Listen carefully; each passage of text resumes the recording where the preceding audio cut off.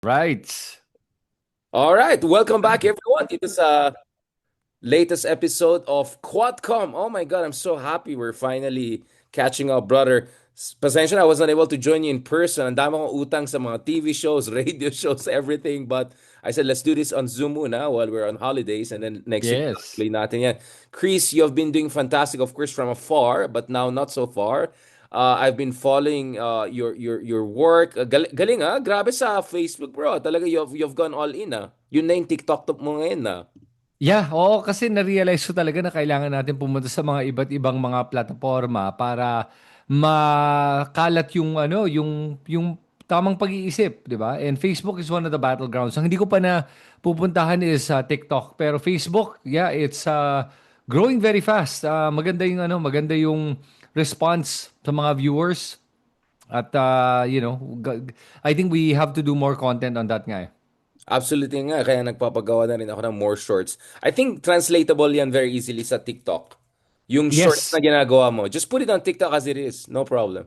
Yeah, yeah, O yun. effort ka na Tapos, lang. O effortless. yeah, so which is good, ano? At nakikita nga natin that our voice is getting louder. Mas marami ng mga taong ngayon lalong nakakakita ng mga tamang pananaw. At hindi lang yun, Richard, like, I've been very conscious to help promote other vloggers. So, one of the vloggers na natulungan natin ay si Lovely Granada, who's now Superstar. superstar. Everyone's talking about her. Binabanata na siya ng mga DDS. Tama lang.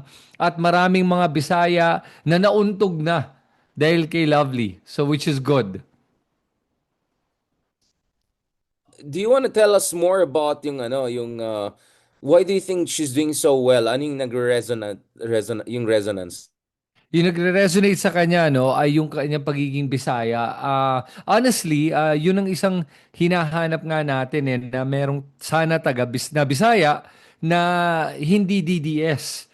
At dahil may isang nagsalita na, dumadami na rin yung mga nagsasalita ngayon. At yung mga naglalabas ng mga kanilang opinion laban sa mga katiwalian na ginawa ng mga Duterte na taga Bisaya o sa Mindanao na matapang magsalita ngayon, which is kailangan talaga natin eh. Kailangan na magising ang buong Pilipinas na ayusin na natin yung moralidad natin, Richard. Di ba? Umabot tayo sa dark times na talagang lowest of the low yung level of our morality na kailangan na natin itaas ulit eh. So which is this is good.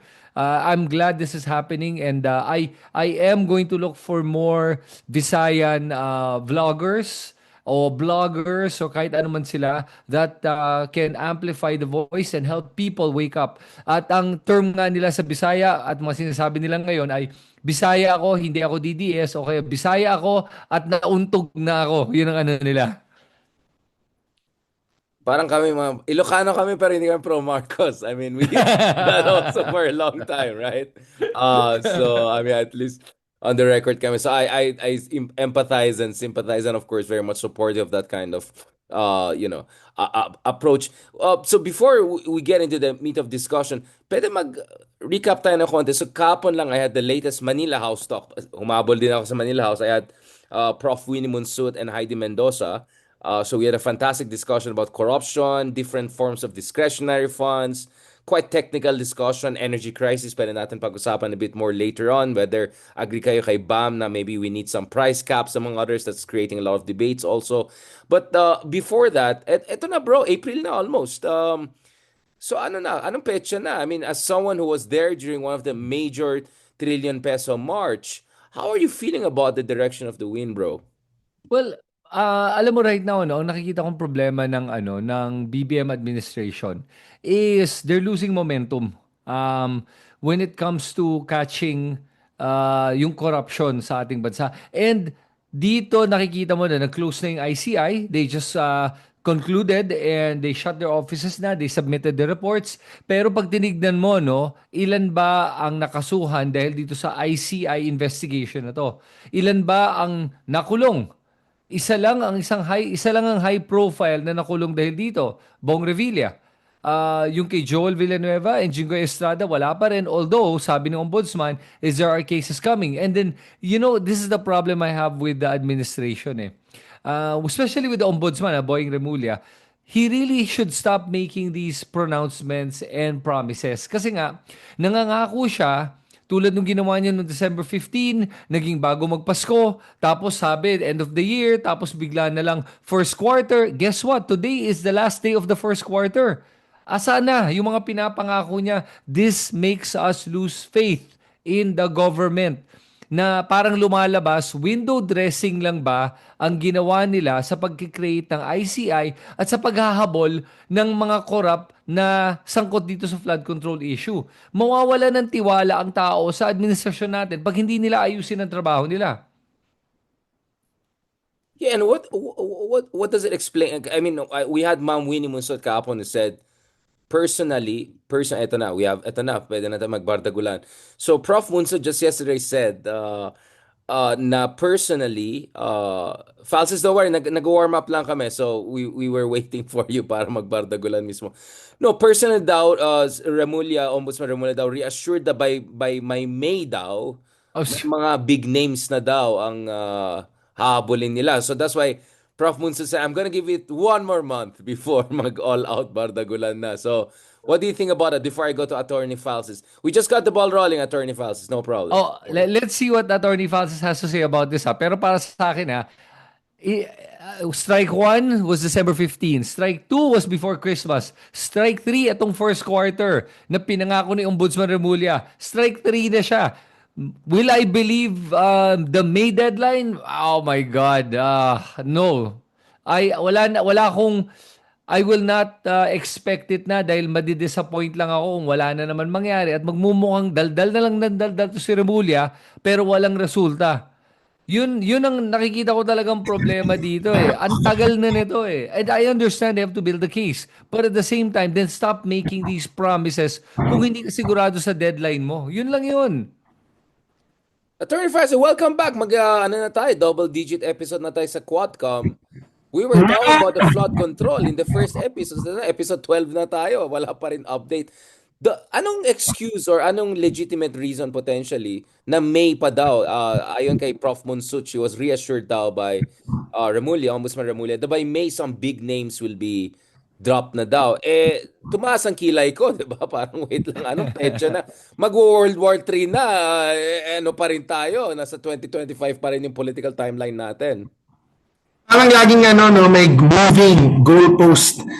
December, sabi, before Christmas, may magpapasko sa kulungan, and then January, Feb, and then ang narinig ko last time was parang March or April, and then May na pala, mayroon palang bagong timeline.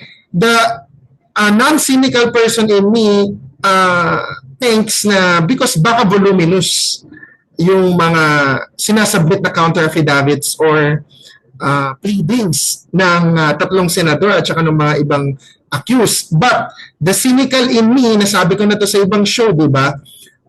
Baka nagkakaaligluhan. Let's be frank, di ba? Lagi tayong ina-accuse, wala tayong masyadong sinasabi sa flood control, hindi tayo maingay sa flood control. Maingay tayo, kaso syempre naghihintay din tayo for updates. So ngayong pinagbigyan na natin si Ombudsman, like Kristen said, no, fool me once, shame on you, fool me twice, shame on me. So, hindi na rin tayo naniniwala sa Fool me thrice na yata.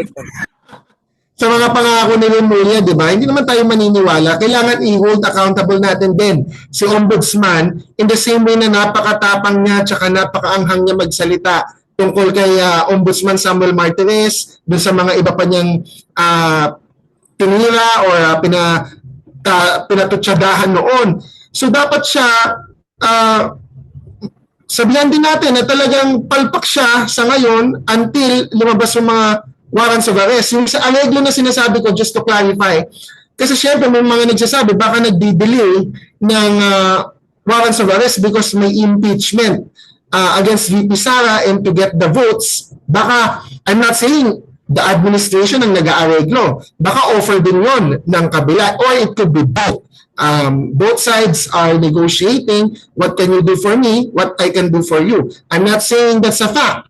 I'm just saying because ang tagal na sobra, it allows for fertile minds to think of things like that.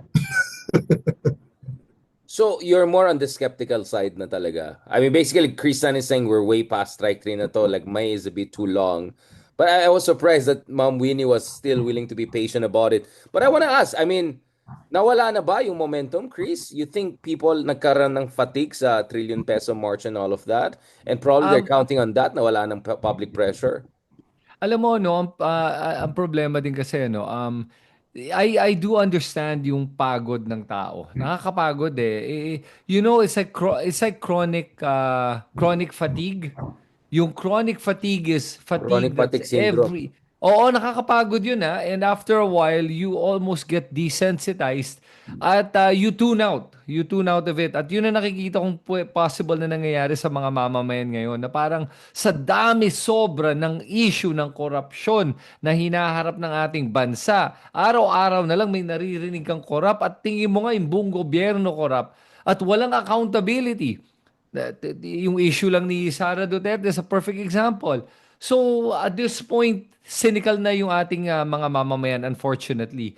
What can we do to change the narrative? Well, for us, we have to keep talking. But for the government, kailangan talaga may makulong. Yun lang yun. May pinangako last year. Tapos ngayon, parang kalimutan lang. Kasi I think ang pinakamahirap na problema na hinaharap natin, Richard and the attorney, is I think maraming backdoor or backroom negotiations na nangyayari right now. And even that Blue Ribbon Committee report na hindi mapirmahan ng mga senador because ayaw nila daw pirmahan kasi bakit daw? Yung isang rason, ba't daw hindi sinama yung mga kongresista?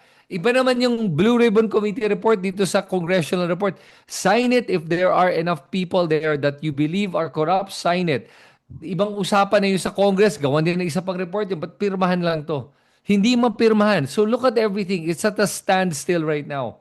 And honestly yun, I really believe yung mga mamamayan natin ngayon ay nasa punto na parang so be it. Andun na tayo. And abot na lang tayo siguro sa election. Yan na ba, Attorney Francis? Hintayin na lang natin ng 2020, magkakaroon tayo ng ano na lang, vertical accountability na lang dahil hindi na tayo pwede umasa sa horizontal accountability. Hindi naman. Of course, we will pressure. We will keep pressuring si Ombudsman Boying Rimulya. Siguro sa isang show siguro na somewhere may interview ako na pwedeng ibalita talaga na aabot sa kanya. Sabihin ko, ang yabang-yabang niya. Wala naman siyang napakulong na incumbent, di ba? So, napako yung mga pangako niya. Dapat shut up, lollipop na lang siya. Siguro pag gano'n, sabihin niya, sino ba itong baklang ba na nagsasabi na salita? Di ba? Kasi siya, kung siya kasi makapostura noon di ba? Kala mo talagang may magagawa. Of course, yung legal side, binigay na natin sa kanya yan. The timeline is too much. Too much due process sa impeachment ni Sara. Baka too much due process na din sa flood control, sa ombudsman, tsaka sa DOJ. Tagal-tagal na yan. Ilang weeks ba? Ilang postponement? Ilang extension ba to file a counter-aff, a rejoinder, a reply?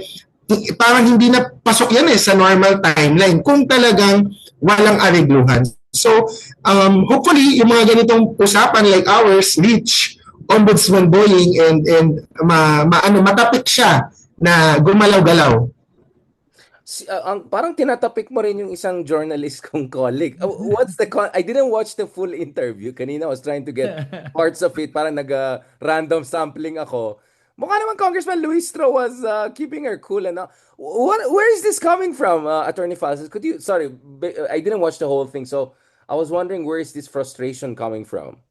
Well, nag-post kasi ako, Ako naman, that's not my first post.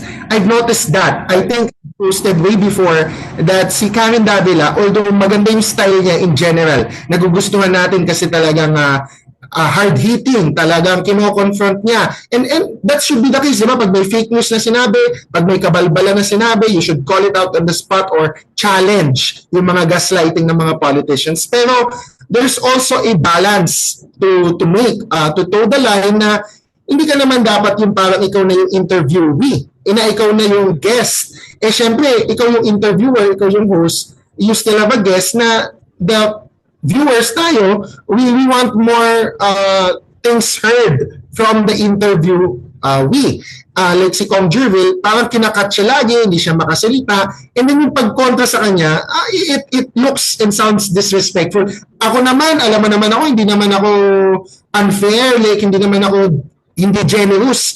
Generous ako na presumption of good faith, na you come from a good place. Pero kapag meron talagang off, makikita naman yan ng normal na tao eh. So apparently hindi lang ako hindi lang naman ako yung nakapansin no, na yung interview In fairness naman, yeah, you're not alone. Yun lang, yung sa'yo kasi nag-resonate ka agad online, so I was wondering where it's coming from. Because we're comparing kay Toby Chanko. Ako yun ang pinaka-concern ko eh. Makikita mo talaga, she frequently guests Toby Chanko and she is not hard-hitting, she is not as confrontational, she doesn't call out mga kabalbalan. Ako, for example, ito, Chris, tsaka Richard, kunwari ako ini-interview nyo, ako si Toby Chanko, ikikwento ko sa inyo na, si Pangulo, inimbita ako sa isang meeting with Zaldico, tsaka Martin Romualdez, tapos pinapagalitan ni BBM yung dalawa, sinasabi, how much caviar, how much planes, how much Forbes and houses and cars do you still need? Bakit yung corruption ganyan? Tigilan na yan, wag mong pakialaman yung mga presidential projects ko, things like that. Yung ganon? Una ang tanong doon dapat ni Karen, bakit ka kasama sa usapan na yun? Hindi ka naman APO chair, hindi ka naman Speaker of the House. Pangalawa, bakit ngayon mo lang sinasabi? Anong connection nito sa mga nakaraang controversy where he could have spoken up? I mean, I'm not saying those are perfect questions. And I'm not saying talagang dapat tinanong yun. Pero kung si Karen may sariling hard-hitting question, dapat naisip niya yun on the spot. Nothing. She just takes that as gospel truth. Hook, line, sinker, wala siyang pushback. So, Walang scrutiny nung mga questionable claims and his opposition. yes, like sobrang weird man yung kwento na yun. That is so weird. That is so weird. Hindi ba weird yun na in-invite ka ng presidente, congressman ka, yes, pero wala kang leadership position. Tapos pinapagalitan yung dalawa. Ano ka doon, witness? Bakit ikaw? Actually, ang problema ko is I was surprised with that certain gentleman being all over the place. He was interviewed on all channels and wait, sabi ko, di ba ito yung campaign manager nung palpak ng Senate slate and ni BBM? Wait lang, bakit bigla siya ngayon ang parang bida-bidan? Siya pa yung nagiging critic. Like, honestly, kami ni Ronald Llamas, we were wondering, good cop, bad cop? Is there some internal game being played by the first house and all of that? Honestly, but you're right. For me, hindi lang one person or another. I don't even understand bakit siniseryoso siya ng media. And no one asked him. Like, he was as insider as you can get. Yun lang, palpak lang siya. So obviously, tinanggal siya from the inner circle of BBM. He should be blamed for the horrible performance of the admin in the 2025 elections with all of the... And yet, siya pa yung bida. Siya pa yung So I think you raised something that I was concerned with in general. Bakit pinapatulan ng media yung mga ganitong tao without challenging? Parang wait lang, di ba ikaw yung Kaya ako di ba ngayon pag may mga nagbibida-bidahan sa West Philippine Sea, parating mention, saan pala sila nung panahon ni Digong? Parang ngayon ang tapang nila sa West Philippine Sea dahil it's cool to be on that. I mean, Chris, you want to comment on that because this certain Toby guy has been interviewed so many places over the past since elections. Who you? Parang, sino ba siya? Ano ba yung niya, ambag niya? Alam mo to begin with to si Toby Tiangco I think he's not a campaign manager, he's a Trojan horse. At he's really placed himself in the BBM camp to really sabotage them kasi kung tignan mo Richard, di ba? Like naalala mo yung isang interview niya, sabi niya 1,000,000% sure daw siya na kapag manalo si Sara Duterte, walang areglo. Makukulong ang mga korap. Sandali lang ang sinasabi ba niya, Luistro is corrupt? Kaya ginagawa niya to? Come on. Like, you know, he belittles the institutions that are trying to create accountability, hold their officials accountable with such statements. Tapos sasabihin niya, pro-administration siya. Pero hindi niya nabanggit na, teka lang, pag tama si Attorney Francis pag ako nga si Karen Davila, tatanong ko, teka lang, ang sinasabi ba hindi corrupt si Sara Duterte? Para maging 100,000,000% sure ka na ikukulong niya ang mga corrupt. Ang sinasabi ba hindi siya corrupt? Kasi para magpakulong ka, ikaw mismo dapat malinis ka Tingin mo ba ipapakulong niya si Pulong with 51 billion? He Pulong to this date. Okay? Just for the record, to this date, Pulong Duterte has the most flood control projects of all congressmen. 51 billion. Okay? Para sa isang distrito, siya yung pinakamalaki. Pakukulong ba yan ni Sara Duterte?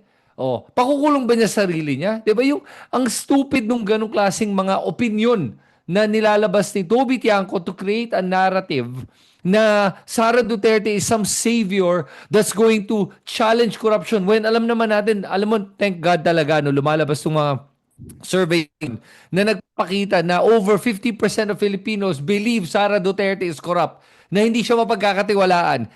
I'm actually surprised it's only 54% if I'm not mistaken. Should be higher. And that's our job. Ipakita yung totoong kulay na itong Sara Duterte na to at yung mga tulad ni Toby Tiangco. Ang tingin ko nga pumapapil lang yan dahil may balak siguro yan kumandidato sa grupo na niya Sara Duterte. Nag-audition tulad ng mga Gusto ibang mag-speaker nag-audition daw niya. yan dati, di ba? May mga nagsabi na baka naman he wanted to be a speaker kaya he had every reason to go after Martin. Pero hindi naman eh. Of course, that's like the... Yeah, I don't know what his motive is eh. Baka you guys have an insight on this eh. But for me kasi Toby Tiangco is toxic. Man, that guy sobrang toxic ng taong yan. He comes up with these statements with no basis and he makes it sound like it's a fact. Parang, di ba ang galing niya, when he says something, he makes it sound like a fact. When, kaya nga sabihin, 1,000,000%, wow, itataya mo buhay mo dyan? Na ikukulong ni Sara Duterte ng lahat ng korap o ikukulong niya lahat ng kalaban niya? O pupusta ako dyan na ikukulong niya yung mga kalaban niya, hindi necessarily yung korap. Yan ang mapupusta ko. Bilang, Congressman siya, kamusta yung flood control sa... Yun nga yung yun din yung tatanungin ko. Sabi ni Chris, hindi masyado believable ito, walang credibility si Tiangco. Bakit hindi din challenge ni Karen Davila or most interviewers, no, hindi naman lahat. Most interviewers, unlike si Carmina Constantino and a few others, no, hindi nila tinatanong si Toby Tiangco, bakit yung district mo binabaha pa din despite billions in flood control after 20 to 30 years na paghahani ng mga Tiangco sa Navotas, di ba? So, it's incredulous na siya yung parang anti-corruption crusader, na siya mismo ang daming tanong tungkol sa kanya, and may insertions pa siya this year. Tumaas yung allocation niya. Wala naman siyang sinasabi, di ba? Parang akala mo yung iba lang lagi may problema, pero yung sarili niya, pag tinignan mo sa salamin, madumi pala din. Yun nga, sabi ko, I have a general problem with the entire media. All of my colleagues in media were not challenging some of these characters. And then yung iba naman, na alam naman natin, complete clown show, meow meow, pinapatulan. Nakalimutan ko almost si meow meow. In-interview na naman yung mga kaibigan natin, iba dyan, binabalik nyo na naman, ni-recycle nyo na naman. Nawala na nga sa supply chain, na-cleanse nga yung supply chain. Baka naman, Attorney Faz, gusto mo sabihin isang kaibigan natin, wag na nang patulan yung mga ganyan. Kasi, syempre, editorial freedom yon. Yung host yata, madaming kaibigan yan sa Oh, see? Ilan naman lang yung kaibigan kong Karen, but hindi lang siya yung Karen. Alam mo, magaling naman mag-interview si Attorney Karen, pero syempre, baka sa kanya gusto niya makascoop. In fairness, baka kaya niya in-interview dahil patapos na yung suspension ni Kiko Barzaga. So, yun yung nakikita. Ang scoop dyan is, are you gonna behave yourself or are you gonna get suspended more? Like, Wala. Maano na yan si Barzaga. Ma-expel na yan after this. Hindi yan, wala nang suspension na expelled na yan. Sana. Kasi si Puno, si Kong Puno, yung nagpo-push for expulsion, medyo nagiging weird. Recently, di ba yung mga na tungkol sa impeachment tsaka sa kay Sara, kung ano mga pinagsasabi. Pero I hope so, may expel. Pero yung kaya ito ni Karen, again, just to say, she might want to, hindi ko pa napanood yung buong interview, pero baka ang purpose niya is tulong nga ano yung plans ni Kong Miao once he gets back from suspension. yun nga wag na pas. Ang gusto kong scoop si Bato. Nasa si Bato? Hindi na talaga. Nasa Senate lang ako the other day May scoop. Karton, walang karton. Naghanap ako ng karton ni Bato. Baka pinapakain yung karton. Parang nakita ko sa Hague yung pinapakain yung karton. So, may version na rin, karton na senador. Meron, hindi na karton. Ang scoop ko dyan, si Senator Bato, nandun siya sa loob ng mascot. Yung nagbigay ng maleta si Robin Padilla na 300,000 Ay, signatures. yung signature, ang bigat nun, ha? Lumabas yung biceps ni, ano, ni Action Star. Hindi mo alam, Richard, si Bato de la Rosa nasa loob noon. Hiding in plain sight, ganun bang, ano, game plan natin dyan. Siya nakakalabas ng bahay. Naburo siya, naboboard siya, di ba? So, para makalabas, nag-disguise siya. Di ba? Meron siya yung gano'n, yung ganyan siya. Yeah! Yung gano'n siya sa ano, sa, baka magganyan siya. Pero nakita ko yung isang AI version niya, nilagay siya ng beard and all of that. Actually, hindi mo siya ma-recognize. Mukha na siyang ano, artista na Bollywood or something. Loko talaga yung mga tao. Chris, let's go back to you. So, kamustang Sarah impeachment? Because obviously the context of Attorney Falsi's lament, let's just call it the Falsi's lament, was the interview that had to do something with itong impeachment trial ni Sara Duterte, or impeachment hearing, sorry, ni Sara Duterte. What is your read, Chris, before I go back to Attorney Falsis, and let's try to figure out what are the next steps and ano yung mga prospectus dyan? So right now, yun na nga, yung kampo ni Sara Duterte has already filed the TRO, and she said na wala siyang kinalaman doon, but at the same time, the same lawyers na nagsampa ng kaso, nagsampa nung TRO with the Supreme Court were there in yung araw ng Davao, yung festival kasama ni Sara Duterte. So medyo mahirap paniwalaan na hindi alam ni Sara Duterte. And plus, remember, these submissions, these filing for TROs, hundreds of pages of documents yan. Hindi yan na-prepare ng overnight. Matagal yang pinrepare. Pero ito na yung mahirap doon. At nakausap ko lang nga si Congressman Terry Rodon tungkol dito. Sinabi nga niya, pag tinignan mo yung decision mismo ng Supreme Court, yung kasilang motion for reconsideration, nakalagay doon na hindi sila makikialam pagdating sa paghahanap ng form and substance when it comes to the impeachment. They actually stated that they will not interfere with that. And that is exactly what the Congress is doing now, following the process to give due process to Sara Duterte. Kaya ang gulo kausap si Sara Duterte at nung kanyang kampo kasi nga, ngayon sinasabi nila unconstitutional. Last year sinasabi nila due process. Ngayon na binigyan ng due process, ngayon sabihin nila unconstitutional. Pero of course, okay, I'm gonna be fair about it, Alam mo, trabaho naman ng abogado yan. Di ba, attorney? Gumawa ng lahat ng pwedeng paraan para ipatigil o kaya madelay at ipatagal itong proseso at pahirapan, syempre, yung mga nagko-complain. Trabaho nila yon. Fair enough. In that regard, pinapatanggal na nga si Michael Powa at yung isa pang abogado from the legal team of Sara Duterte kasi nga they are potential witnesses against Sara Duterte. And they probably may need to testify because they do know something about the issue when it comes to the way she spent yung confidential funds. And eto na, we're coming to the exciting part. Ano ba to? Is this April na? Next 2 weeks from now? Darating na si Madriaga sa Congress. Ayan na. Ngayon, ito sabihin ko let us take it with a grain of salt because Madriaga has to pass. Kailangan siya dumaan sa butas ng karayom. Kailangan niya mapatunayan yung kanyang kredibilidad at yung integridad ng kanyang salaysay. Kasi sa ngayon, na-challenge yun. And ang gusto mag-challenge doon ay sila Chika. So it's gonna be very interesting kung haharap sila Chika sa kanyang akusasyon laban kay Madriaga na sinasabi niya sinungaling si Madriaga. At kailangan niya to gawin. Kung matalino ang mga abogado ni Sara Duterte, they will present a defense right now. Why? Kasi pag ginawa nila yan at mapatunayan nila na walang substance o kaya walang reasonable grounds for the impeachment to proceed to trial, right now pa lang maipapatigil na bago pa umabot ng Senado. Wouldn't that be better for the camp of Sara Duterte na hindi nga siya ma-impeach rather than wait for the impeachment to be transmitted to the Senate saka sila magsasalita? And what doesn't make sense for me is this. Sasabihin nila, unconstitutional daw itong ginagawa ng Kongreso at ng Committee on Justice. If it is unconstitutional, bakit pa sila mag-aantay aabot sa Senate? Ibig sabihin ba nun, hindi din sila sasagot sa Senate? Dahil pag tinawag nila itong unconstitutional, then when it gets to the Senate, it's still considered unconstitutional.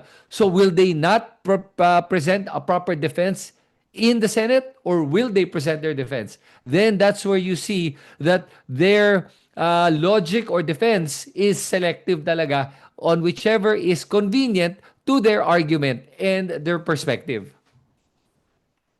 Bago tayo pumunta kay Topacio and Attorney Gucci, kasi speaking of yung Davao, ano, nakita na natin ang tatak Duterte. Attorney Falsis, tatak Duterte.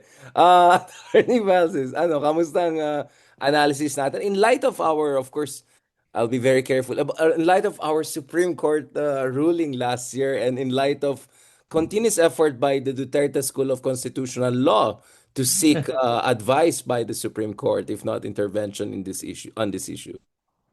Well, una, that's a great point yung kay Chris, no, na I think wala talaga naman silang plano na sagutin kasi even though they say na the proper venue is Senate trial, we will answer in the proper venue. If you call it unconstitutional sa House pa lang, then pagdating yan sa Senate, you will still, or you should still consider it as unconstitutional. So I don't think may intention talaga sila to answer. Pero in terms of this argument na hindi siya constitutional, no, before the Supreme Court decision, wag muna natin pag-usapan yung Supreme Court decision. Just textually, according to the text of the Constitution, meron dong word na hearing.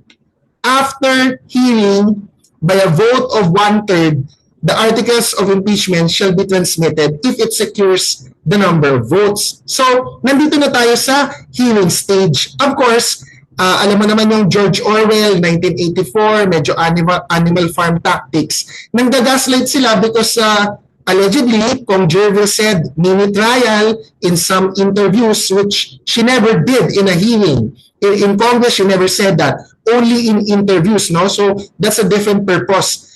To call it a mini trial, which is kasalanan ni Sec Llamas, ni Sen. Yeah, exactly. Can we be a bit technical about this?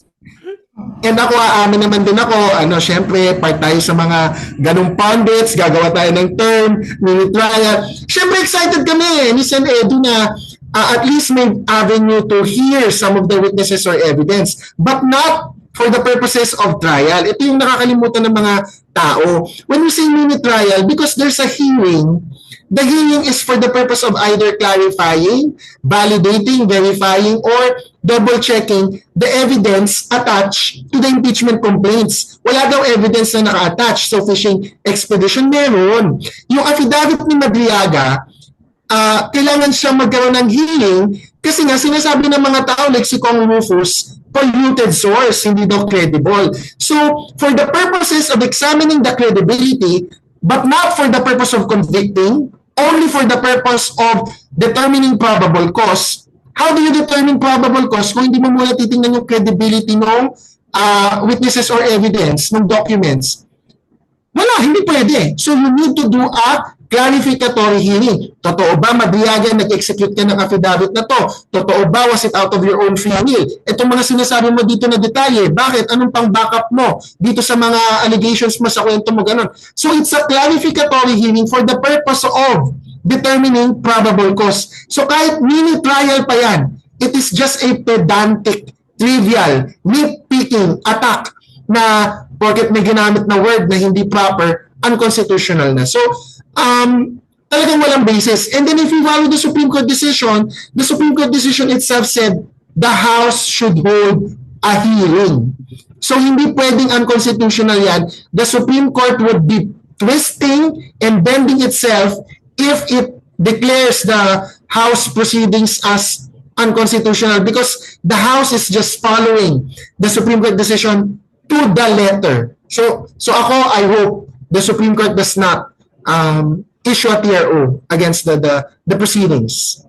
Are you expecting under the current condition, before we go to Mark, I'm very glad Mark is here as we transition to Attorney Gucci and Topacio and the whole Hall of Fame, no? But Attorney Faust, going back to this, I mean, ano yung mga scenarios you look or prospectus dito if you're going to do scenario-based analysis of after everything, after all the reaction last year, I won't say more, baka makontempt na naman tayo. Do you see the Supreme Court coming in now, given the lay of the land? Yeah, the probability of the Supreme Court issuing a TRO is very, very low. But of course, we cannot rule that out. So, if walang TRO, that's good. tuloy lang. Even if there's a pending petition sa Supreme Court, the House will continue kasi wala namang TRO. So ang worst case dyan, the bad scenario is if merong TRO na ilabas, which outside of being a lawyer, so hindi ko na gamitin yung lawyer hat ko, may degree kasi ako sa political science sa Far Eastern University. So as a political analyst and someone who knows history, there are times where the executive or the legislative test the decisions or issuances of the judiciary, and pag nag-head-on clash yan, there could be a constitutional crisis. So I'm not saying this will happen or that this should happen. I'm also not saying I support it. I'm just saying, pag nag-issue ng TRO ang Supreme Court, the House can, in reality, no, not legally, in reality, practically, de facto, they can either follow it or not follow it. If they don't follow it, they can still conduct their hearings kahit may TRO. And then ang question kasi dyan is, what can the Supreme Court do? This has happened in other democracies. This has happened in other instances, no, not just in the Philippines, no. We're talking about history na the executive or legislative ignores the decision or the TRO of the Supreme Court. And what can the Supreme Court do? Magpapadala ba sila? Makakapagpadala ba sila ng police sa House of Representatives? Malabo. That is why in reality, sometimes when push comes to shove, pwede magkaroon ng constitutional crisis. I hope it doesn't come to that. And medyo speculative. War last year also. Speculative, no? So ang layo pa, I don't want to speculate further than that, but that is just a possibility based on your academic theoretical question, Richard, because we are not promoting Yeah, this is just probabilistic analysis. So the prospect of that constitutional crisis or deadlock itself could shape parang game theory yan, di ba? Shadow future, right? Just another tiny point on this, probably I'll bring in Chris and then we go to Mark because miss natin si Mark. On the issue ng AMLA, follow the money trail, that's a very sensitive issue.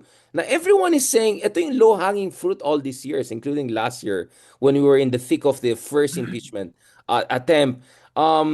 Nasaan na tayo dyan? Kailangan ba ng petition for review or are we looking at what is the status of the AMLA and the money trail investigation? From what I recall, hindi na subpoena yung bank records. I'm not sure if nasubpoena yung AMLC. Ang ginawa yata is to subpoena BIR, tax income returns, and SEC records. No, I think the House was playing it legally safe. Kasi if they subpoenaed bank records, even AMLC records, mas may basis siguro ang impeachment team, ang legal team ni VP Sara or Senator Ron and Bondoc to say na unconstitutional if the interpretation of the bank secrecy law is that the House cannot demand or subpoena bank records, only the Senate can. So, parang yun yung dating sa akin. Ang alam ko sa April 14, wala pang AMLC or bank records na makikita doon. Ang pinaka-aabangan natin before Chris and Mark comes in, aside from the Madriaga testimony, ako ang inaantay ko personally is the NBI evidence. Because sabi ni Congresswoman Zamora, she was part of the impeachment prosecution team last year, nakita na daw niya ang evidence to prove the articles of impeachment as to the contracting of an assassin or the killing of the first family from the NBI. So ako, yun ang inaantay ko na makita sa April 14.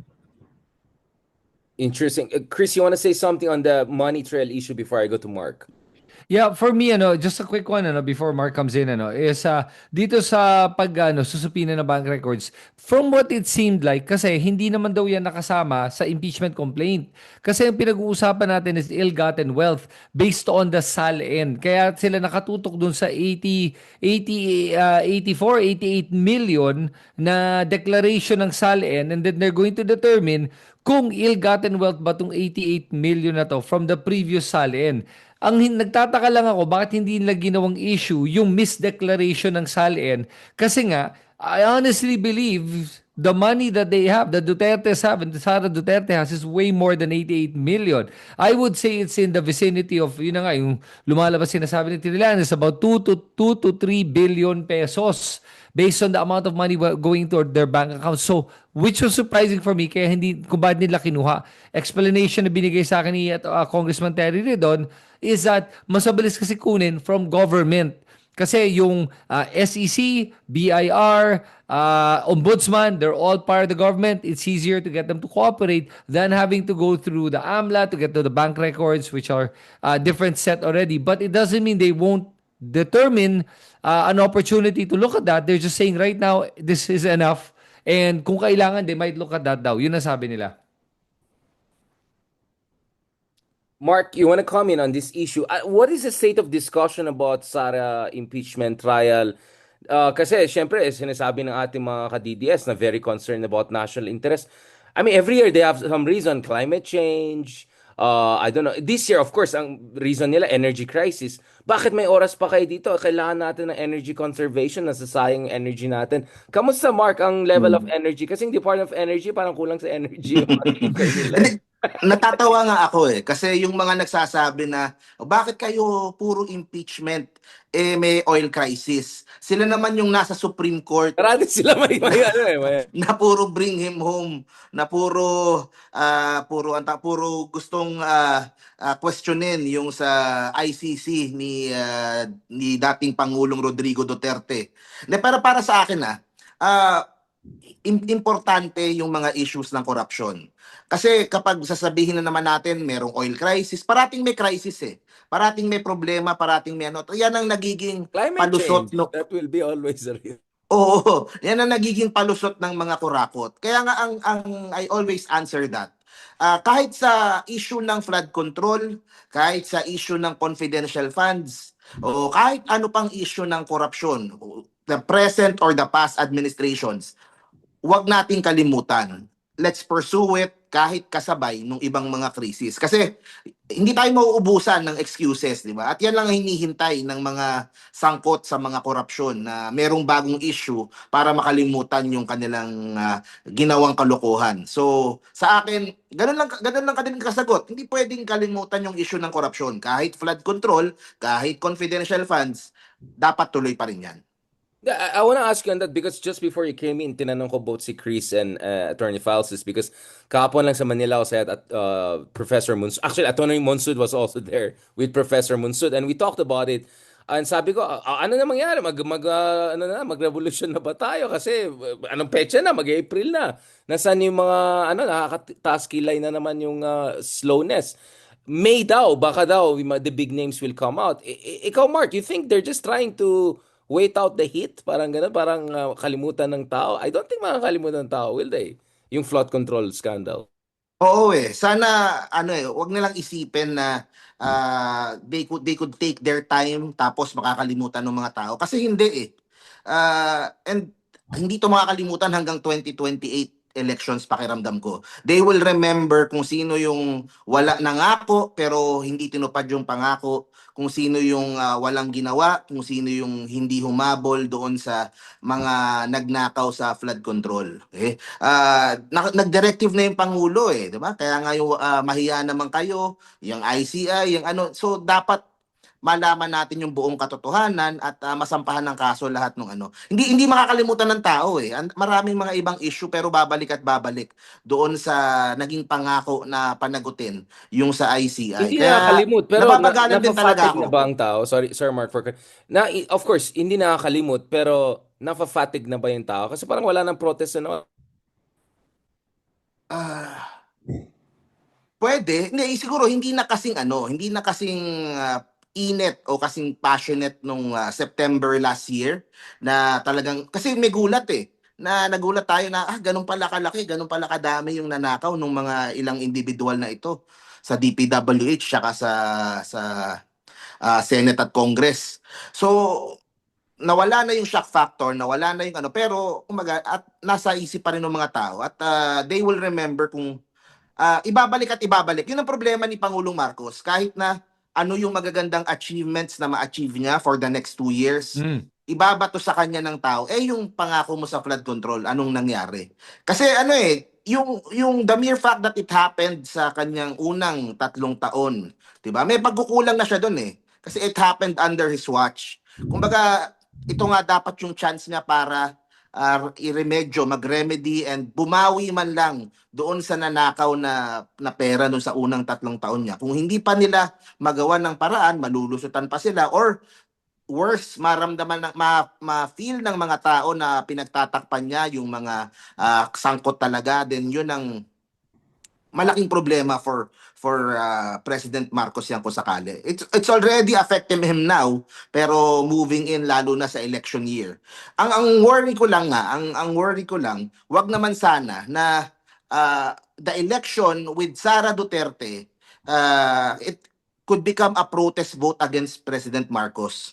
That's gonna be their strategy, di ba? Yun ang kanilang ibalik ang strategy. Duterte para malinis ulit ang para balik ang Yun, ligaya. which is Yung mga nakakatawa kasi yun nga nakikita natin dito sa impeachment, ang daming issue din ng korupsyon nitong si VP Sara. Yung mga lumalaban, mga anti-corruption kuno, bulag pagdating na dun sa korupsyon ng kampo ng Duterte o dun sa panahon niya.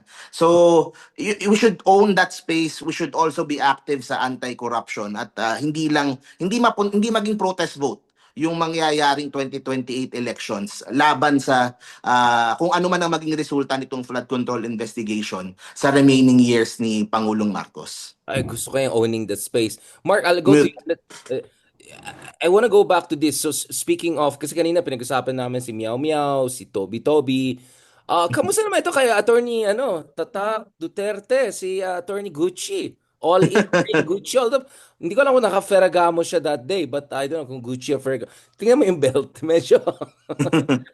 And Topacio, and what's going May reaction on? ako Kasi dyan. the reason is I'm still recovering from yung Money Gallery criticizing si Attorney Gucci na ginawa naman nilang host. Tapos parang dinis-own nilang haba-habang. Hindi ko alam kung chat. Nakita mo yan, yung statement ng Money Gallery nung pinaalis si... Miss nila si Buangzon? Remember si Attorney Gucci, may parang show siya, kunyari, na binanatan si BBM. The next thing, na-cancel na, parang nawala na yung show na. Next thing, SMNI na talaga. Kasama yung Malu, si Malu, Nagalit pala yung gallery. Doon sa isang buang, sa Bisaya, ang buang is crazy. Buang. Nabuang na. Di ba nakita yung haba-haba nung, hindi ko alam, ChatGPT yung statement na dinis-own yung... Mamaya, i-send mo sa akin. Di ba, Chris, naalala mo yun? Yes. Yung kaibigan natin sa Money Gallery, ang haba-haba na madrama na... Kasi pinagalitan sila ng Malacanang yata. Oo. Pinagalitan, di ba? I think Kaibigan kasi... natin yan, si Beshi natin yan. Yeah, takot. Baka nakita ko pero nakalimutan ko lang. Let me refresh my memory. Mahaba siya. I think ako lang Hindi lang kasi ganun nakabasa nun. ka-importante yung network na yan eh. Ganun lang kasimple eh. Kasi ganun lang sila kaliit oh. Walang epekto.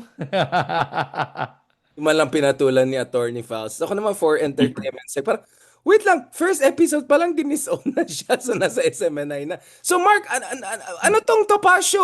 Versus Gucci? What's going on? Di pa ako. In fairness kay Attorney Topacio, he is 100% accurate sa kanyang basa dito kay Rowena Guanzon. I 100% agree. I 100% agree doon sa kanyang na si Rowena Guanzon, ang kanyang sinasabi ay oportunista at manggagamit.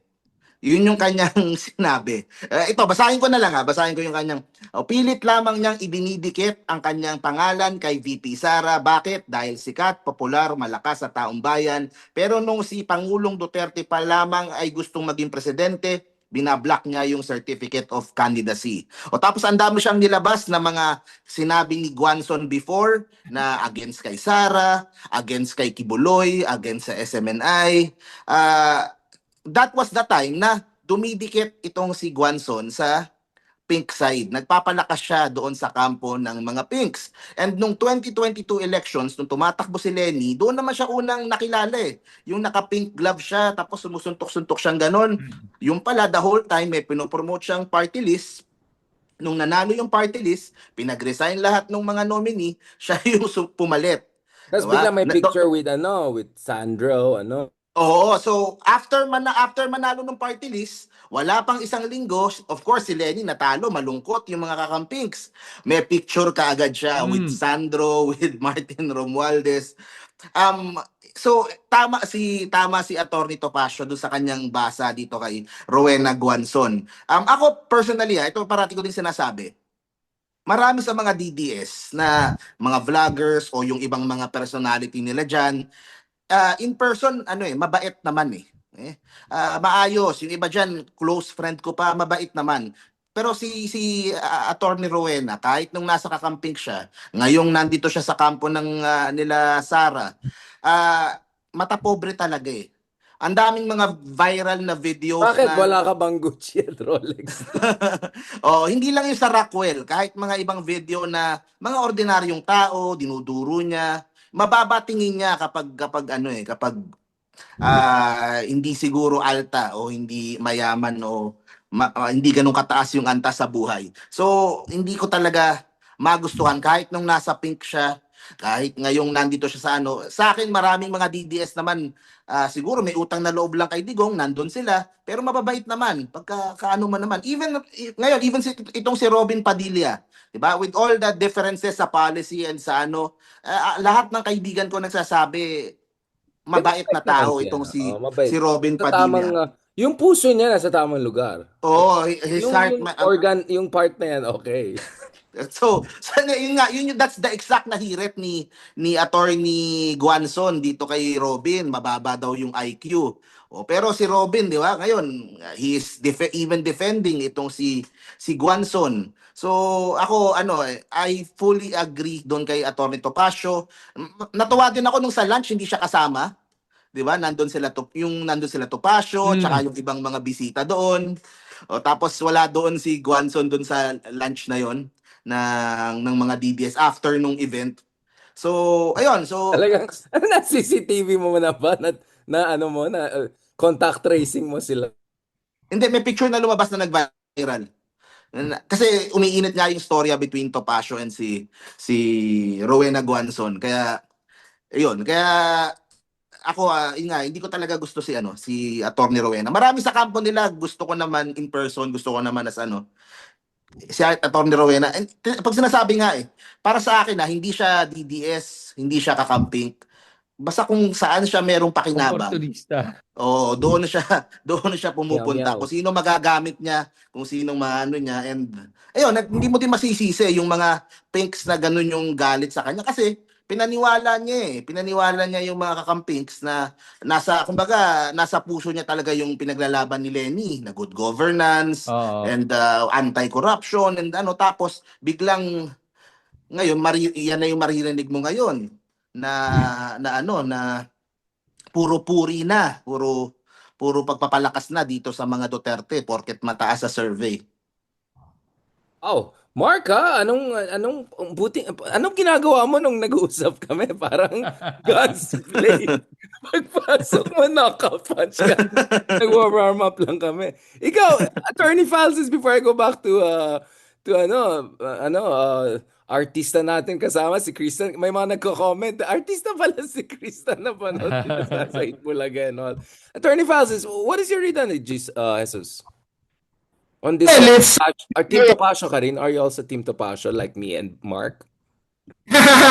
Hindi, syempre tayo ganito yan. Pag nag-aaway yung dalawang kasamaan, like unit team, nag-break up, we don't support any side, but we just watch, di ba? Masaya manood nakakatawa sila, and they make good points, and we will celebrate the good points. Kasi a broken clock is correct even twice a day, di ba? So, they will make good points and they will make correct points sometimes, but it doesn't mean Team Topacio na ako. But I do recognize at least si Topacio consistent sa kanyang paniniwala.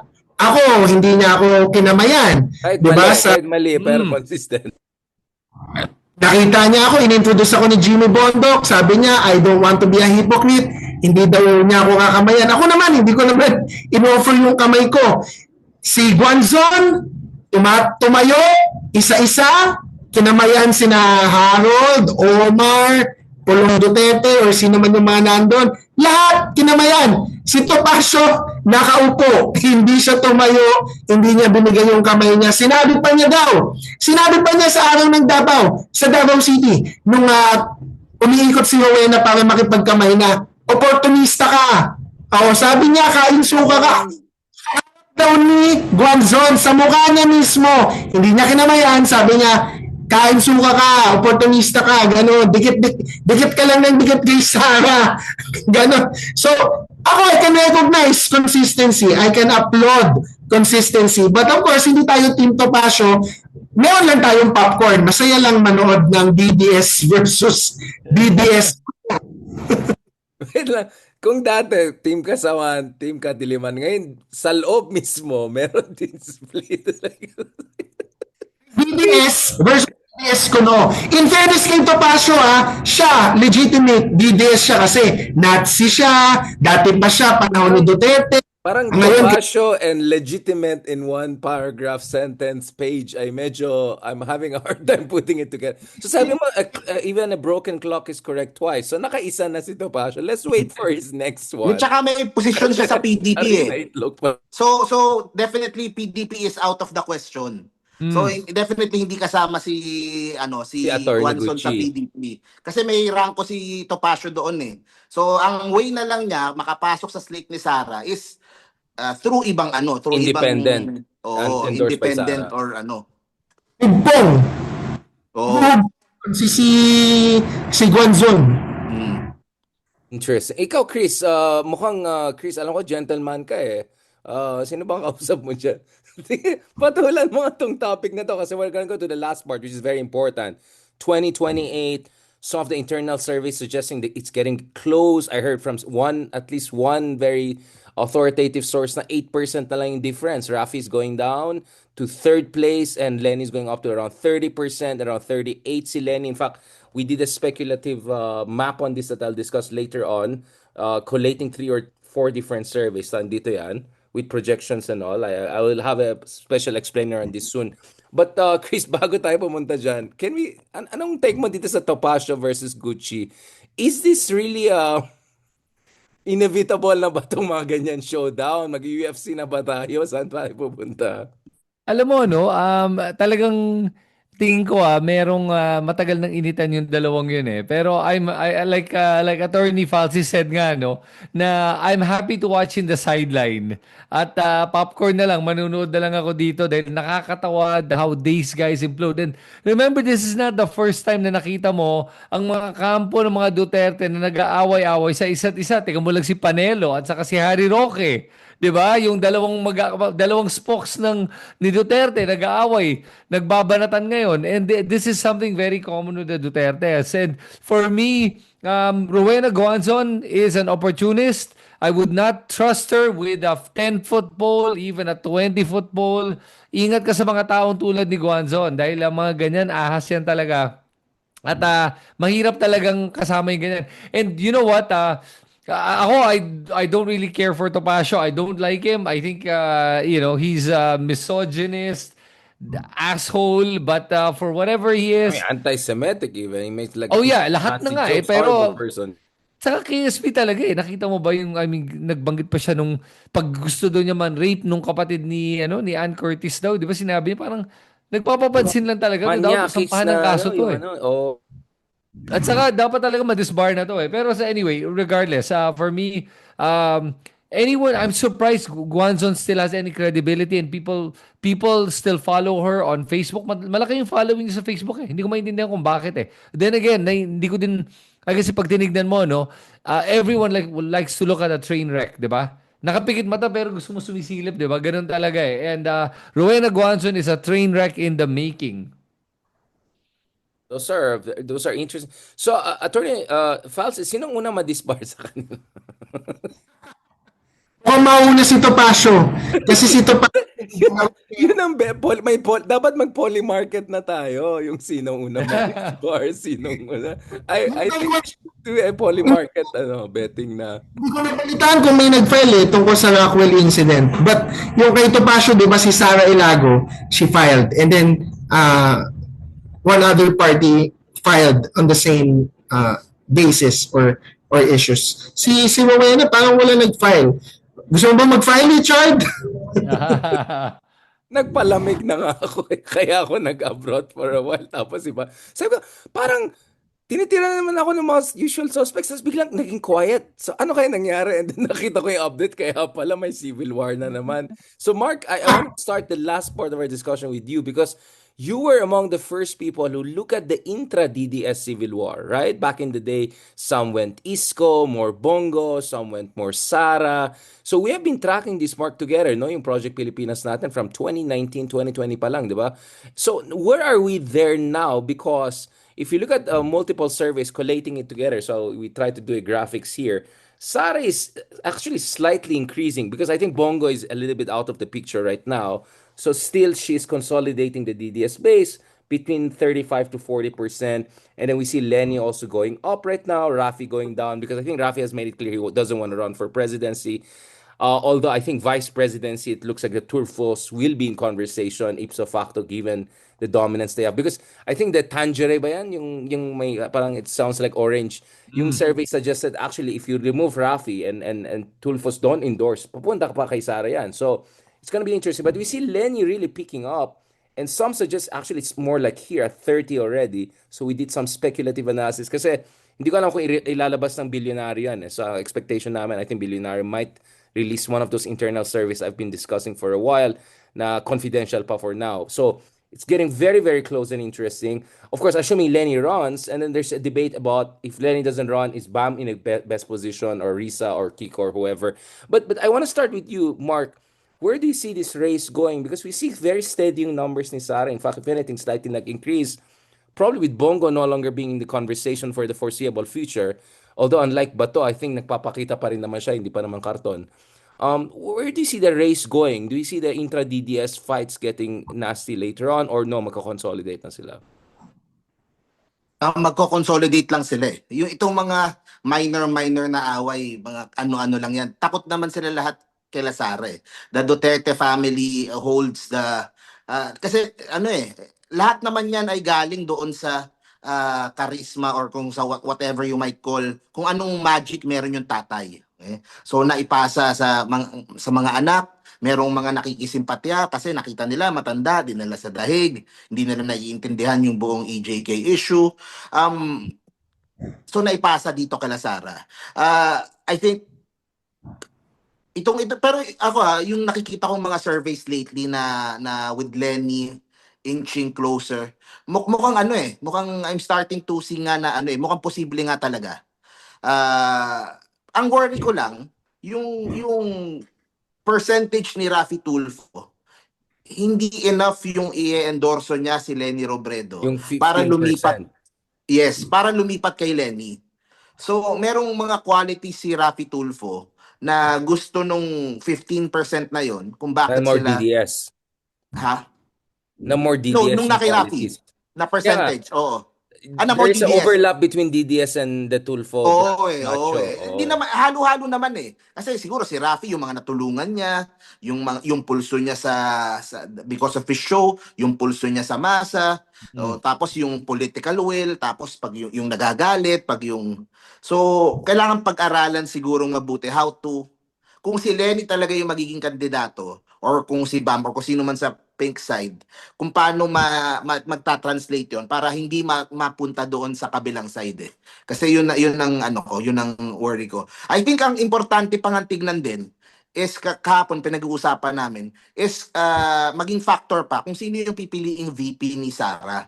Kasi nung isang araw lang, merong lumalabas si Torion, si Attorney Torion, isa sa mga main I think sa bilyonaryo niya sinabi to eh, na they are starting to float the idea of a Sara Baste tandem. Wala na, wag na tayo magpasok ng iba. Duterte naman yung malakas eh. Mag-Duterte na. So, sinasabi ko lang, baka pag ganyan-ganyan, this might open a small window na baka si Marcoleta baka maagaw ng ibang grupo.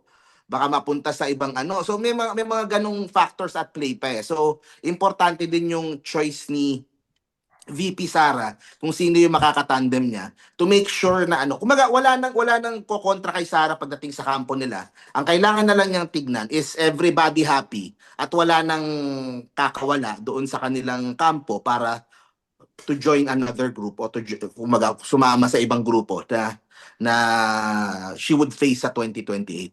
You think Erwin more likely will run than Rafi? Because Erwin will be safe, di ba? Talo siya or not, he'll still be in the Senate. While for Yeah. Rafi, parang alangan ito. Ano pakiramdam ko si Senator Raffy has the whole 2026 to decide kung mag-pick Yeah, up so yung hindi pa rin kanyang final. oo there are signs may naririnig ako ayaw na. May naririnig ako, nakita ko may gumagalaw na ganito, merong anong ganon o merong nagsasalita sa kampo ni Raffy. I think 2026 will determine nga kung gaano siya kainit heading to next year. And then he will decide kung But will he magsi-safe be na lang ba okay siya. will he be okay as VP? And the other thing is, I mean, alam naman natin Senator Rafi has been target of DDS, including some of our vlogger friends for a while at parang pinipitik siya every time na medyo patok yung pangalan niya. Shouldn't he be concerned that they will try to do more expose kuno and you know, try to Kaya suppose hindi bring siya out tingin ko skeleton in the mag-vice closet? president. Parang hindi sulit Parang hindi sulit yung Not sakit worth ng it. ulo and ano. Si Erwin naman, nothing to lose. Diba? Kahit manalo matalo, senador pa rin siya. Nakalibreng kampanya pa siya for his next re-election. So, mas sa VP, mas si Erwin. Kung presidente, mas si Raffy. Pero, hindi pa din sure pareho. Siyempre, depende sa mga mangyayari this year. Pero don't count out the Tulfos No, no, kasi no. There will definitely be a kami sa factor. I mga just taong nanonood. Kasi correct. there's a real connection between the Tulfos and yung tao. Sa tagal nila sa kanilang radio 100%. show, sa show and sa ngayon sa politika, marami-rami na din silang natulungan And yung what made Digong attractive, yung matapang and parang kamay na bakal na type, may ganun yung mga Kauna mga Tulfo. Tulfos They were the original, to be fair. No, but I want to ask you, Mark, before I go to Chris also and Attorney Falsis on this. I mean, the thing kasi with Tulfo is the more he denies na he's not gonna run, and then the more Sarah kind of says she's gonna run, and the more Lenny's being talked about as the inevitable, as you know, basically the magical solution for the Pinks. This is not gonna help for Rafi. I mean, I just showed in the survey na bumaba talaga siya significantly because he keeps on saying he doesn't want to run. Ang problema is kung hinintay niya yung survey magsabi sa kanya or something else, actually, he's not helping his case right now by keep on saying he's not running. Do you get what I'm saying? Parang may pagka self-fulfilling self-sabotage if he really wants to run at some point. Ang equation kasi para sa akin if Lenny will run or if someone from the Kakampinks will run, I believe Rafi baka hindi tumakbo. Yun ang tingin ko. Pero kung walang tatakbo sa pink side or if they decide on something, si Rafi kunyari yung nasa ulo, I think yun ang pwedeng option for Rafi kasi may automatic base ka na kaagad and 100%. lahat nung And the Pinks will yung be network. comfortable with Rafi more than Sara, obviously. Oo Tapos kung ganun yung mangyari, pero kung kunyari sasabay siya tapos nandyan si Sara tapos nandyan si Lenny, baka hindi. Baka he will not risk it, baka hindi kasi parang ano din ang problema di ba pag tumakbo kang presidente tapos natalo ka, sometimes it's career career suicide din di ba na minsan hindi na nakaka-recover after losing the presidency din. So unless you're BBM who lost even VP and became presidential. And I want to ask Chris next on this before going to Falsis. The fact that Lenny, who lost, of course, the presidency in 2022, is now being seen very strong in some of the internal surveys, also in some of the more public surveys. The momentum behind her is very strong. But there's some people still saying bakat Lenny really is not interested, that she feels dapat naga siya, she feels she did her part, and that naturally maybe Bam is best next in position given his very strong performance in the latest 2025. And of course, the fact that he handled Lenny's two campaigns, 2016, 2022, they're very, very close. And then, of course, we have been also discussing about Risa Ontiveros, based on merit alone, should be 100% part of this conversation. I even brought in Kiko. So I don't know kung yung iba sa inyo, tinagtawanan niyo ako, oh, Richard, ano ka na? Bam ka na? Or ganito. Hindi. An Ezra Klein style ako. Like, each of them, pros and cons. Alam na naman. Sige, Chris, do you think Lenny now has the momentum and probably that will carry her towards a Ah, decision? But alam mo, when? Yeah. yeah, for to begin with, Lenny never said that she's not running. She always said, I need to focus on being a mayor. Kakapanalo ko pa lang. She's not even been a mayor for over a year. And tama yung sagot niya. And she needs to focus on Naga. At malayo pa yung election, number one. Number two, tignan mo yung survey na yan, ha? This is a very interesting nuance in the survey. Without her declaring, with her saying that she's not looking at running, she's already at 38%. Okay, with Sara, 30%. Si Lenny is around 30% sa internet. yeah, 38. 38 yun. Di ba Oh, 38 or 30. 28? No. Si Sarah ay 38. 48. Lenny was 38. I remember. Ay, Tama, di ba? 38 or wait lang. I think that's 20. the iba yon, the one without Rafian. But I don't know. The one The I'm latest saying one. is okay. The average I did, the median average we did is Sarah is around 40, 38 to 40. Lenny's around 30. Ah, okay, okay. Sige. But So, anyway, it's almost single digit. Yeah, Mark. Bakit ako hindi ko pa nakikita yung survey na yan, ha? Bakit hindi mo pa na... Tweety birds mo. Yung mga Tweety birds. no, Iba no. yung Tweety birds natin. Do you guys remember this survey or no? Or I'm sorry if nagkamali ako sa number. Siguro nga sabihin natin 20, kahit sabihin na natin 28%. Okay, Yeah, sabihin I did natin, a median of 4 different surveys, including internals. Yeah. okay, let's say it's 28%. Okay? Remember, that's 28% with her not declaring she's going to run. Now imagine, and then Sarah already declared she's going to run. So Lenny Robredo went up from parang last year lang, last quarter, 13% all the way to 28%. To almost 29% without declaring More she's than going twice. to run. Oh, compared to Sarah who already declared she's going to run and then umakit lang siya from 43 to 48%. Oh. So nakikita mo si Sarah nagpa-plateau na yung kanyang, ito na, nagpi-peak na siya eh. Lenny is growing momentum right now. And honestly, Lenny Robredo will heed the call of the people. Ang hirap tanggihin yan pag yung taong bayan na nagsasabi, please tumakbo ka na. And kailangan niyang talaga to really answer that call. And I think she will. At the end of the day, I think she will understand na she needs to do this. Absolutely.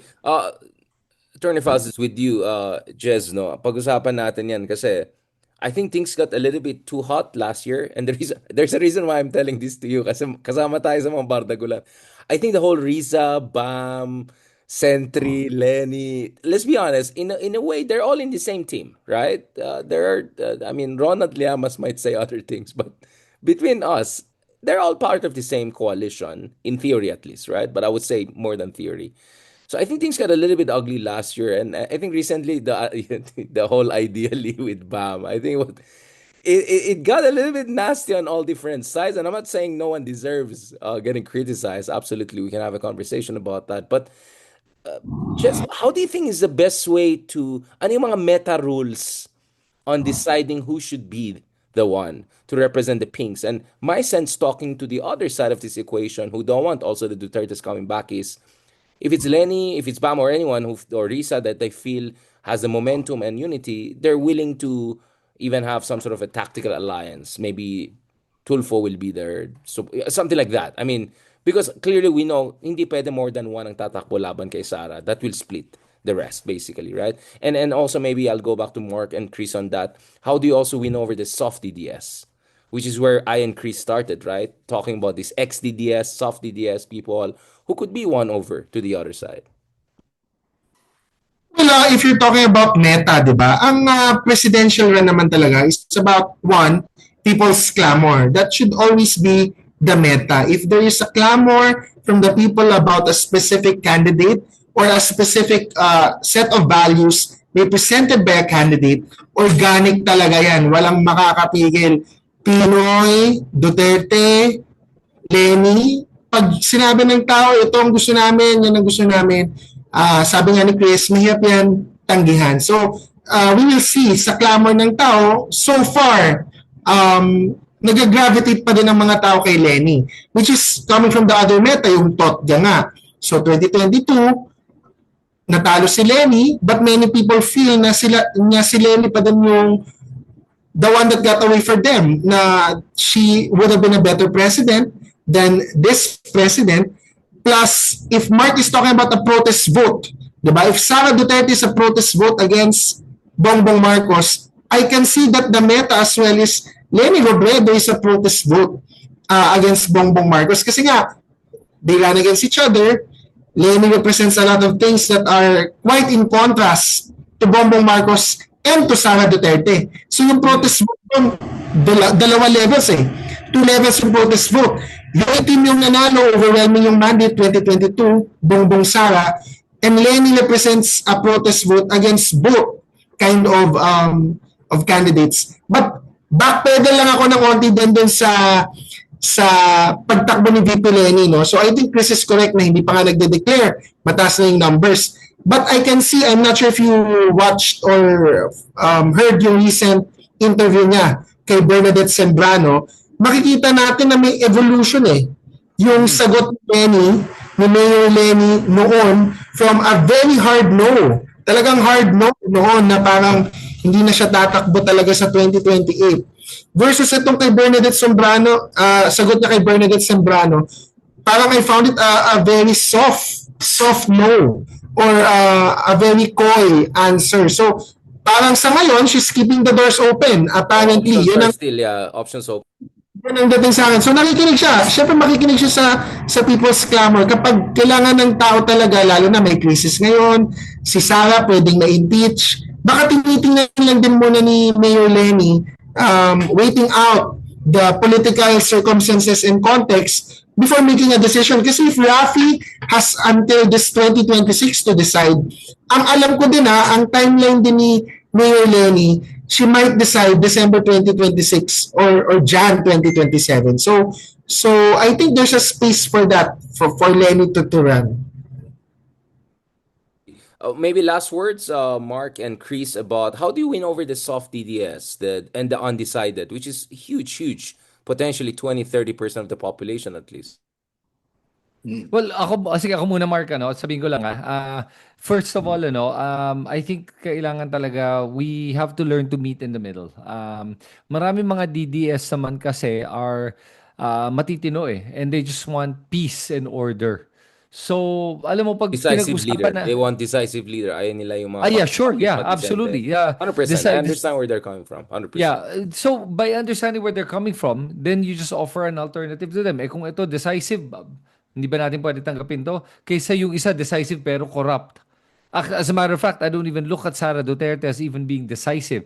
Was it Attorney Francis who said it or Mark na inherit lang naman talaga ni Sara Duterte yung last name Nepo. ng tatay niya Yun lang yun di ba? At the end of the day. Pero is she decisive or not? I don't think so. She has not proven herself. She does not know how to lead Is she whatsoever. the ultimate Nepo kid, Chris, sa bansa?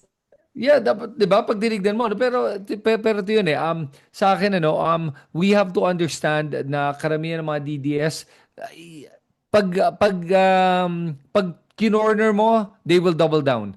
What you have to do is bring them out of the corner. Wag mo silang take them out of the defensive mode and into a conversational mode because pag dinaan mo yan sa conversation, nakikinig naman yung mga yan At pag feeling nila safe na sabihin na, oo nga, tama ka, mali ako, lalabas yan. Pero pag feeling nila hindi safe, okay, they will back to the corner and they will double down.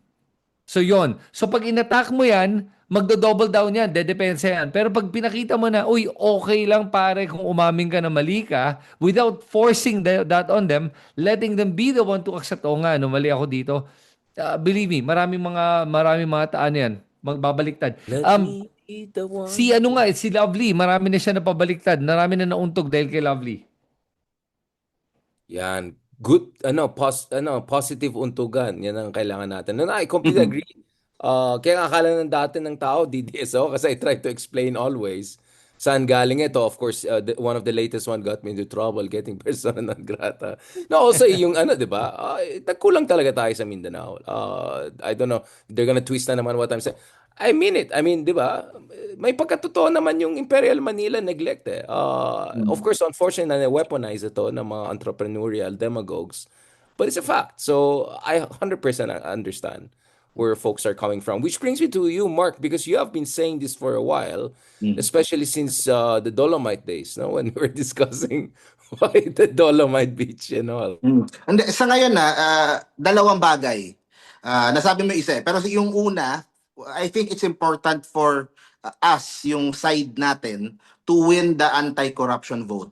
If we want to convince yung mga undecided and yung mga hindi pa soft DDS na voters, or I think yung for example kanina nasa ICI si Leandro Leviste, nangungulit siya doon. Natanong niya bakit hindi ilabas sa public yung report nyo. Ang iniisip ko, teka, hindi ba dapat tayo yon? Hindi ba dapat sa side natin yung naghihingi ng accountability din sa ICI, ginastosan natin yan. So I think ang isang way din, pinag-uusapan namin to the other day nila Attorney Jess, to embrace more yung mga kasama natin na, for example, si Egay Erice and si Attorney Luke, who can be critical on all sides, di ba? Sa Kakampinks, meron nandiyan si Trillanes, nandiyan si Leila de Lima. Of course, very anti-Duterte yung mga yan. Maganda, meron ding nakafocus naman dun sa flood control and sa ano. So, we need to be a wider, more inclusive na grupo. Pangalawa, kasasabi mo lang, yung sa Visayas, Mindanao. Okay? Lower Visayas, to be exact, Cebu pababa. Ang paniniwala ko, hindi tayo mananalo sa 2028 if we cannot do well sa Cebu. Okay? At the very least, kasi kung Cebu, lalo kung sa Cebu mahirapan ka na, lalo pa sa buong Mindanao.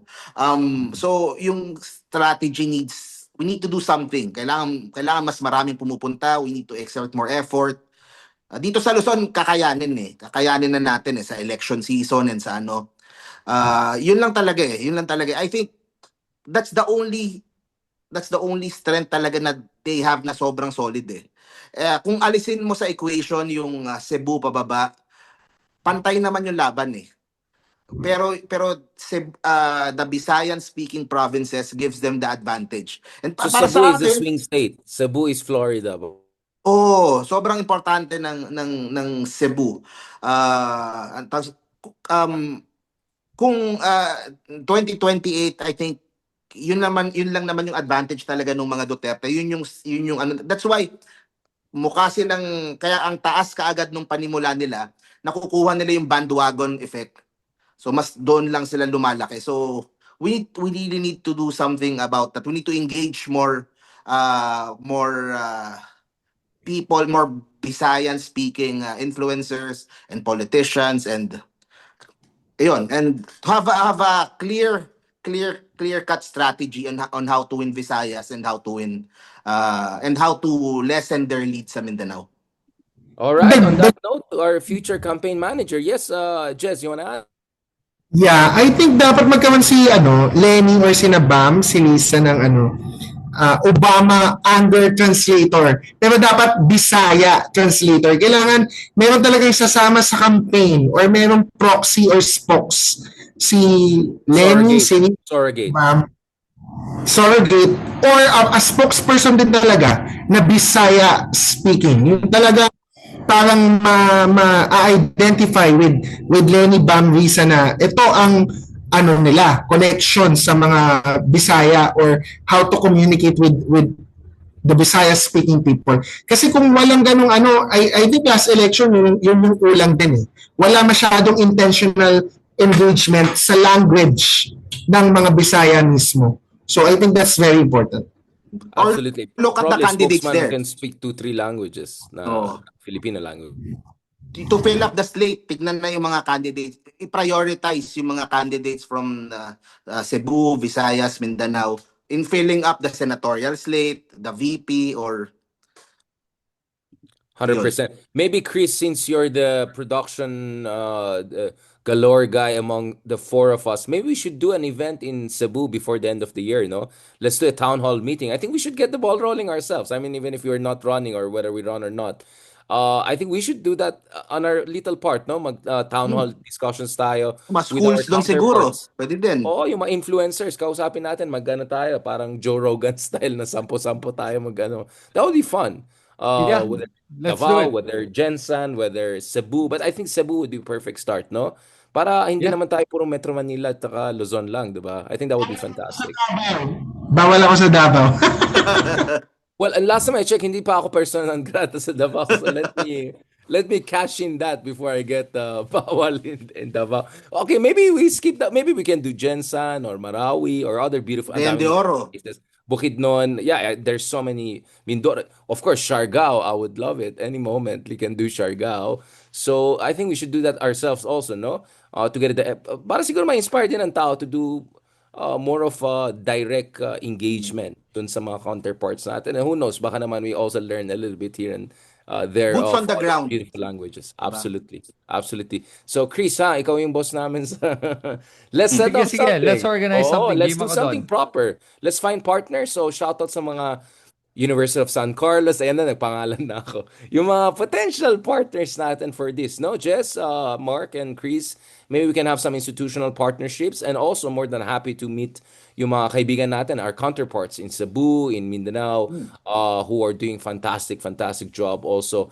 Sayang eh. I mean, we're all in one country, so sana more engagement tayo kaysa in silos. On that note, thank you very much, guys. Na-miss ko kayo. I'm so glad we had this Quadcom finally after quite some time and looking forward to in person also, the four of us, para discuss natin more itong plan natin for a southern tour, right? Kumbaga, later this year, gawin talaga natin for real. Whether Jez is persona non grata in Davao or not, or whether I am still welcome back. On that note, thank you very much. God bless, and may you have a blessed Holy Week. All Salamat. right, bye.